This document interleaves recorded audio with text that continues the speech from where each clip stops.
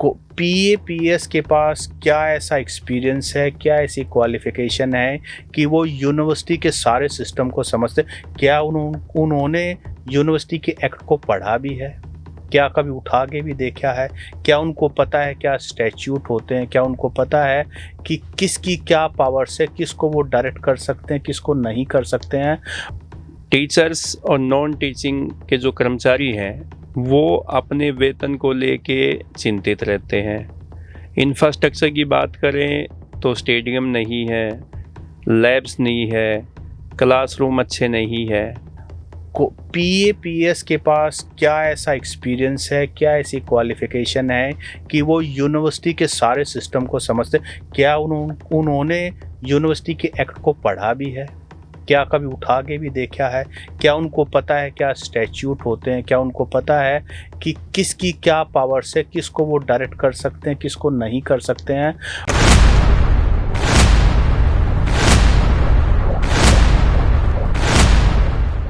नमस्कार, the Haryana talks के खास मुद्दे में आपका स्वागत है। नमस्कार।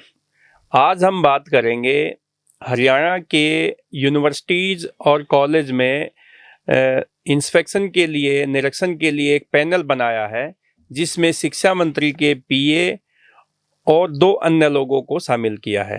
अब इन यूनिवर्सिटीज़ और कॉलेज में ये पैनल के जो तीनों लोग हैं ये निरीक्षण करेंगे, वहाँ की शिक्षा की गुणवत्ता का पता करेंगे, प्रशासनिक जो कामकाज होता है उसको देखेंगे।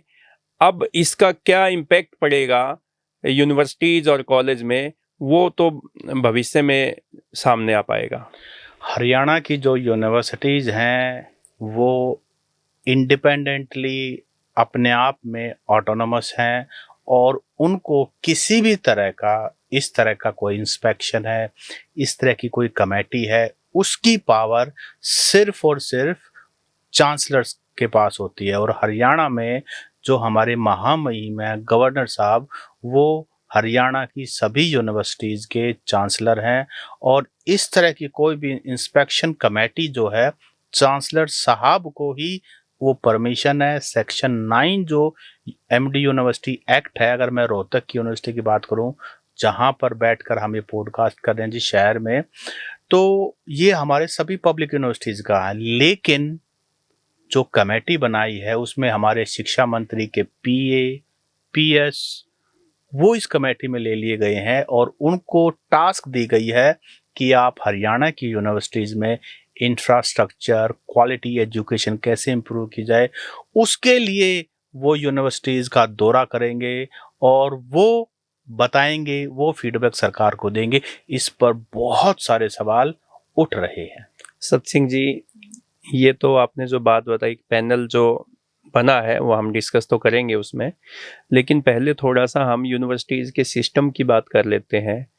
यूनिवर्सिटीज़ में न तो शिक्षक है, प्रोफेसर है, स्टूडेंट है, क्लासरूम में नहीं जा रहे, रिसर्च का जो काम है वो कहीं दिखाई नहीं देता, टीचर्स और नॉन टीचिंग के जो कर्मचारी हैं वो अपने वेतन को लेके चिंतित रहते हैं। इंफ्रास्ट्रक्चर की बात करें तो स्टेडियम नहीं है, लैब्स नहीं है, क्लासरूम अच्छे नहीं है। तो आप ये बता दिए, ये जो निरीक्षण करने के लिए जो पैनल बनाया है वो निरीक्षण किस चीज़ का करेगा? क्या इन चीज़ों में सुधार करेगा या कोई और चीज़ों की निगरानी रखेंगे? देखिए, सबसे मूल जो सवाल है वो ये है कि सबसे पहले यूनिवर्सिटीज़ को बचाना बहुत ज़रूरी है। आपको पता है, कितने बार हमने पहले भी डिस्कस कर लिया, अखबारों की सुर्खियाँ बना हुआ है कि सरकार ने यूनिवर्सिटीज़ को कहा है कि आप अपने फंड्स खुद जनरेट करेंगे, पहली बात। दूसरी बात, सरकार अगर कोई भी यूनिवर्सिटीज़ में भर्ती होती है उसमें सीधा सीधा दखल जो है वो डीएचई का होता है, वो सरकार का होता है। यहाँ पर जो वाइस चांसलर अपॉइंट किया जाता है वो बिना पॉलिटिकल कंसीडरेशन के, बिना सरकार की मर्जी से, वो एकेडमिशियन, उसमें क्राइटेरिया कम होता है, सरकार को कितना सूट करता है उनके नैरेटिव को और जिस तरह की गोटियां वो फिट करना चाहते हैं उस तरह के व्यक्ति को वाइस चांस लगाया जाता है। तो सरकार का ऑलरेडी बहुत ज़्यादा दखल हमारी यूनिवर्सिटीज़ के अंदर है। ये यूनिवर्सिटीज़ जो गरीब के बच्चे को पढ़ने का, आगे बढ़ने का एक जो सीढ़ी है, वो सिर्फ और सिर्फ ये पब्लिक यूनिवर्सिटीज़ हैं। अब यहाँ पर पीएपीएस, ज़्यादातर पीएपीएस मुझे लगता है कि 10वीं 12वीं पास होते हैं। चलो ग्रेजुएट या पोस्ट ग्रेजुएट भी हो सकते नहीं, हैं, नहीं। लेकिन आप ये देखिए कि वो यूनिवर्सिटी में जाएंगे, वहां पे वेल क्वालिफाइड सबसे प्रोफेसर पहली है, बात तो उनसे डिस्कस करेंगे, सबसे क्या करेंगे सर वो? सबसे पहली बात है, इस तरह का पैनल नहीं बनाया जा सकता। इस तरह का पैनल बनाने की जो पावर है वो यूनिवर्सिटी एक्ट के हिसाब से सिर्फ और सिर्फ चांसलर को है। और दूसरी बात, जहाँ तक यूनिवर्सिटीज़ के गुणवत्ता की बात है, जहाँ तक वहाँ की क्वालिटी एजुकेशन की बात एजुकेशन की की है, बात है। इंफ्रास्ट्रक्चर की बात है, पीएपीएस के पास क्या ऐसा एक्सपीरियंस है, क्या ऐसी क्वालिफिकेशन है कि वो यूनिवर्सिटी के सारे सिस्टम को समझते? क्या उन्होंने यूनिवर्सिटी के एक्ट को पढ़ा भी है? क्या कभी उठा के भी देखा है? क्या उनको पता है क्या स्टैट्यूट होते हैं? क्या उनको पता है कि किसकी क्या पावर्स है, किसको वो डायरेक्ट कर सकते हैं, किसको नहीं कर सकते हैं? और उनको सिर्फ टीएडीए से ज़्यादा मुझे नहीं लगता पीएपीएस को कुछ पता होगा, और वो भी शिक्षा मंत्री को। अब शिक्षा मंत्री तो हमारे महिपाल डांडा जी ये कहते हैं कि मुझे तो अंग्रेजी आती नहीं। और अंग्रेजी नहीं आना कोई शर्म की बात भी नहीं है, नहीं, ऐसा भी कहते हैं। वो देखो, भाषा एक अलग बात है, लेकिन खुले मन से इस तरह का ब्रांडिंग करना, प्रमोशन करना कि मुझे अंग्रेजी नहीं आती है, कहीं ना कहीं आज के दिन में इंग्लिश इज लिंग्वा फ्रैंका। बिना अंग्रेजी के, बिना ग्लोबल हुए, अगर ग्लोबल होना चाहते हैं आप, जो हमारे मोदी जी का सपना भी है प्रधानमंत्री का, तो बिना अंग्रेजी के ज्ञान के आप ग्लोबल नहीं हो सकते। अंग्रेजी को एक भाषा ही मानिए, तो अंग्रेजी को आप पॉलिटिसाइज ना कीजिए। तो हमारे शिक्षा मंत्री तो पहले ही कंट्रोवर्सी में आते हैं, कंट्रोवर्शियल हैं।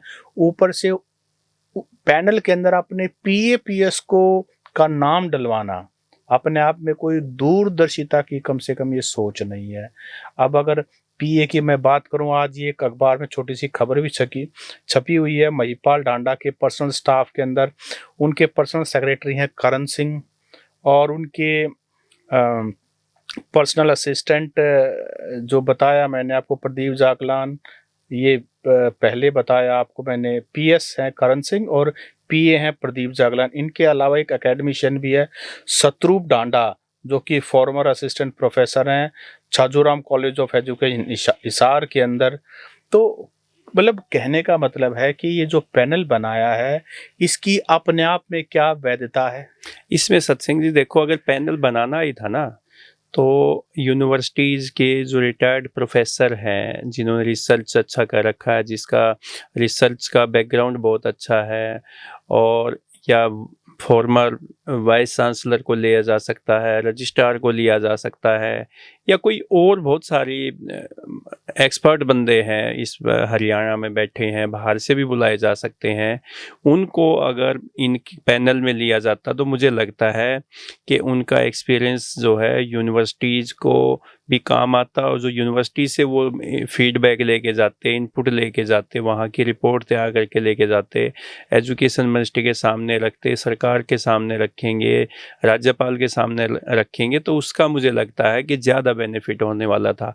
लेकिन जैसा आपने बताया, पीए और पीएस का तो जो काम होता है पॉलिटिशियन का, उनका तो वैसे ही वो फुर्सत नहीं होती कि लोगों के फ़ोन उठा, इतने एजुकेशन मिनिस्टर के फ़ोन आते हैं, वो मतलब बहुत सारे जो काम ऐसे होते हैं कि जो पीएस और पीए तो वैसे ही फ्री नहीं होते, वो तो मिनिस्टर से भी ज़्यादा बिजी होते हैं। सर वो फ्री ही होते हैं, वो दिखाने के लिए बिजी होते हैं, लेकिन यहाँ मूलभूत सवाल कुछ और है। ये जो कमेटी बनाएगी, जो पैनल बनाया गया है, क्या ये पैनल बनाया जा सकता है? क्या यूनिवर्सिटीज के अंदर इस तरह का पैनल भेजा जा सकता है? जब आपको पावर ही नहीं है, तो सवाल ये कि ऐसा पैनल बनाने की पावर किसके पास है? और दूसरी बात, पैनल में कौन होगा? ये बहुत दूसरा सवाल है, पैनल में कौन होगा? आपने बहुत अच्छी तरह से बताया, जो यूनिवर्सिटी के सिस्टम को अच्छी तरह समझ करके और रिटायर हो चुके हैं या एक अहम पोजीशन पर रह चुके हैं या कोई कोई नोटेबल पर्सनालिटीज हैं जिनको कोई नेशनल लेवल का अवार्ड मिल चुका है जी एजुकेशन के अंदर ही कि क्वालिटी ऑफ एजुकेशन के अंदर क्या होना चाहिए, क्या करिकुलम है यूनिवर्सिटी का, नेशनल एजुकेशन पॉलिसी 2020 को लेकर के तैयारियां चल रही हैं, उसको लागू करने की बात हो रही है। ऐसे में इस तरह के इनसिग्निफिकेंट पीए पीएस को पैनल के अंदर रखने का मतलब सरकार की सीरियसनेस यूनिवर्सिटीज़ को लेकर के, क्योंकि हमारी यूनिवर्सिटीज़ में, पब्लिक यूनिवर्सिटीज़ में कितने पिछले 1 साल 1.5 साल से लगातार किसी न किसी वजह से कंट्रोवर्सी में है। एचएयू की बात करें, जीजेयू की बात करें, एमडीयू की बात करें, लगातार यहाँ कंट्रोवर्सीज या तो हो रही हैं या की जा रही हैं, कुछ भी कह लीजिए, लेकिन यहाँ पर एजुकेशन का काम कम, पॉलिटिक्स के अड्डे ज़्यादा बन चुके हैं। पिछले दिनों जेजेपी के दुष्यंत चौटाला, दिग्विजय चौटाला, उन्होंने भी ये सवाल उठाया कि जेजेपी की जो विंग है स्टूडेंट इनसो, उनको तो आप परमिशन नहीं दे रहे हैं, और आरएसएस के बाकी अलग अलग संस्थाएं हैं जो उनको आप लगातार यहाँ पर यूनिवर्सिटीज़ के को मतलब इवेंट करने के लिए रेड कारपेट वेलकम कर रहे हैं आप। तो इस तरह का पक्षपात, को यूनिवर्सिटी अगर पढ़ने के लिए है तो वहाँ सिर्फ पढ़ाई हो, और अगर आप दरवाजे खोल रहे हैं फिर दरवाजे सभी के लिए खोलिए। यूनिवर्सिटीज़ किसी सरकार की नहीं है, यूनिवर्सिटीज़ हरियाणा की जनता की है, क्योंकि उन्हीं के बच्चे यहाँ पढ़ करके आगे बढ़ रहे हैं। यही एक रास्ता है, हायर एजुकेशन ही एक रास्ता है। गरीब का बच्चा पढ़ करके कुछ बन सकता है। अगर ये सीडीबी अगर बंद हो गई ना, ये सीडीबी अगर टूट गई, तो गरीब मजदूर किसान कमेरे वर्ग के पास और कोई भी रास्ता नहीं कि वो अपनी किस्मत को पलट सके। देखो, मुझे तो ये लगता है कि जो पैनल में एजुकेशन मिनिस्टर ने अपने 2 स्टाफ के लोगों को रखा है, उससे मुझे लगता है कि कुछ नहीं, ये जो प्राइवेट और जो सरकारी जो यूनिवर्सिटीज़ हैं और जो कॉलेजेस हैं, उनमें अपना एक वो अपने एजुकेशन मिनिस्टर का एक रुतबा दिखाने का भी एक रीज़न हो सकता है। क्योंकि आप ये देखिए कि जब उनके पीए और पीएस किसी यूनिवर्सिटीज़ में जाएंगे तो वहाँ के इंस्टीट्यूशन के जो हेड है, चाहे वाइस चांसलर है या किसी कॉलेज का प्रिंसिपल है, उसके ऑफिस में जाके बैठेंगे, वहाँ पे बताएंगे कि हम ऐसे ऐसे पैनल में आए हैं, आपका यहाँ पे हमने निरीक्षण करना, चलिए हमें हॉस्टल दिखाइए, हमें आपका क्लासरूम दिखवाइए, हमें ये दिखवाइए। तो मुझे लगता नहीं कि ये कोई बहुत अच्छा डिसीजन हमारे जो शिक्षा मंत्री हैं उन्होंने लिया है। लेने चाहिए, ये अच्छी बात है। और अगर इसमें एक्सपर्ट बंदों को लिया जाता जो उस अपने फील्ड की जो नॉलेज रखते हैं, उन लोगों को रखा जाता है। एक इसमें एकेडमी का एक एकेडमिशियन होना चाहिए, जो शिक्षाविद होना चाहिए, एक जिसको प्रशासनिक अनुभव होना चाहिए वो होना चाहिए, एक कोई और किसी फील्ड से होना चाहिए। पैनल बनाना चाहिए, लेकिन 3 एक्सपर्ट तो होने चाहिए। अब ये बताइए कि जो पीएस और पीए हैं, ये इनकी जो फील्ड है, इनका जो बैकग्राउंड है, वो क्या एजुकेशन से जुड़ा हुआ है? क्या उनकी इतनी एजुकेशन है कि वो यूनिवर्सिटी में किसी वीसी से जाके बातचीत कर सकते हैं, किसी प्रोफेसर के रिसर्च पे वो बातचीत कर सकते हैं, या कोई और उनको प्रशासनिक अनुभव है कि जो वो अपना उनका फीडबैक लेके सरकार को दे सकते हैं? तो साथियों, ये जो सरकार ने पैनल बनाया है हरियाणा की पब्लिक यूनिवर्सिटीज़ के अंदर, हमारे शिक्षा मंत्री के पीएपीएस को भी उस पैनल में रखा गया है। इस मुद्दे पर जितने भी शिक्षाविद हैं, जितने भी यूनिवर्सिटी सिस्टम को समझते हैं, सभी का रोष है इस बात को लेकर के, बल्कि गुस्सा भी है। ऐसे संवेदनशील मुद्दे पर हमने अपनी राय रखी है, आपकी भी जरूर इस मुद्दे पर जरूर राय होगी। आपकी क्या राय है वो आप कमेंट करके बता सकते हैं। और जिन साथियों ने अभी तक हमारा चैनल सब्सक्राइब नहीं किया है, हमारे पेज को फॉलो नहीं किया है, वो कृपया फॉलो भी कर लें। नमस्कार।